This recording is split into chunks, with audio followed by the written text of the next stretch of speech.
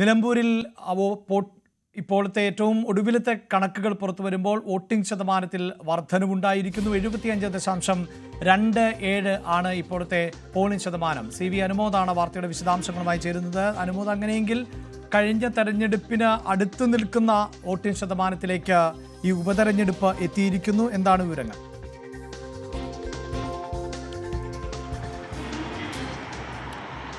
അഭിലാഷ്, 75.27 എന്ന് പറയുമ്പോൾ അത് ശരാശരി മികച്ച പോളിംഗ് തന്നെ വേണം ഈ ഒരു ഉപതെരഞ്ഞെടുപ്പിൻ്റെ ഘട്ടത്തിൽ നമുക്ക് വിലയിരുത്തുവാൻ.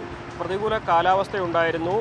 അതുപോലെ തന്നെ ഈ ഉപതെരഞ്ഞെടുപ്പിൻ്റെ ഒരു സമയം കേവലം 11 മാസം മാത്രം ആയുസ്സുള്ള ഒരു നിയമസഭയിലേക്ക് ഉപതെരഞ്ഞെടുപ്പ് നടത്തുമ്പോൾ എത്രമാത്രം വോട്ടർമാർ അതിന് അനുകൂലമായി നിൽക്കും എന്നൊരു ചോദ്യമൊക്കെ ഉയർന്നിരുന്നു. അതിനെല്ലാം തന്നെ അസ്ഥാനത്താക്കുന്നതാണ് ഇപ്പോൾ പുറത്തു വന്നിരിക്കുന്ന പോളിംഗ് ശതമാനം. 75.27 എന്നുള്ളത് ശരാശരി നല്ല ഒരു പോളിംഗ് ശതമാനമായിട്ട് തന്നെ വേണം കണക്കാക്കുവാൻ.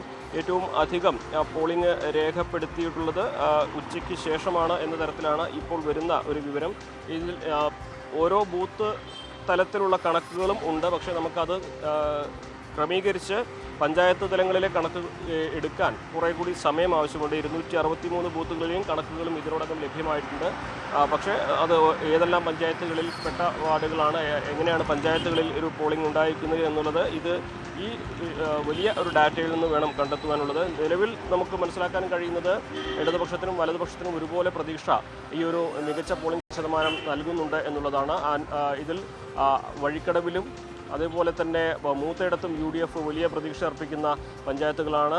ഏറ്റവും അധികം ലീഡ് ലഭിക്കുന്ന 2 പഞ്ചായത്തുകൾ അതാവുമെന്നും UDF കരുതുമ്പോൾ അമരമ്പലവും ബൂത്തുകളിലുമാണ് LDF പ്രതീക്ഷ അർപ്പിക്കുന്ന 2 പഞ്ചായത്തുകൾ. അവിടെയെല്ലാം ശരാശരി നല്ല പോളിംഗ് ഉണ്ടായിട്ടുണ്ട് എന്ന് ഇരുമുന്നണികളും രേഖപ്പെടുത്തുന്നുണ്ട്, അഭിപ്രായപ്പെടുന്നുണ്ട്.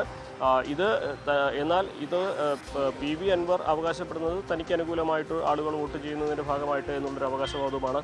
എന്നാണെങ്കിലും പോളിംഗ് ശതമാനം ഉയർന്നത് എല്ലാവർക്കും ഒരുപോലെ തന്നെ പ്രതീക്ഷ നൽകുന്നുണ്ട്. അതേസമയം ആർക്ക് അനുകൂലമായിട്ടുള്ള ഒരു ചായ്വ് ഉണ്ടായിട്ട് ഏതെങ്കിലും ട്രെൻഡ് ഇതിലുണ്ടായിട്ടുണ്ടോ എന്നുള്ളതൊക്കെ നമുക്ക് ഈ ഒരു ഡാറ്റ കുറേ കൂടി ആഴത്തിൽ വിശകലനം ചെയ്താൽ മാത്രമേ മനസ്സിലാക്കാൻ കഴിയുകയുള്ളൂ. നിലവിൽ പോളിംഗ് ശതമാനം 75% എത്തി എന്നുള്ളത് നിലമ്പൂരിലെ ഉപതെരഞ്ഞെടുപ്പിൽ ജനങ്ങളുടെ ഒരു വലിയ പങ്കാളിത്തം ഉണ്ടായി എന്ന് അടയാളപ്പെടുത്തുന്നതാണ്.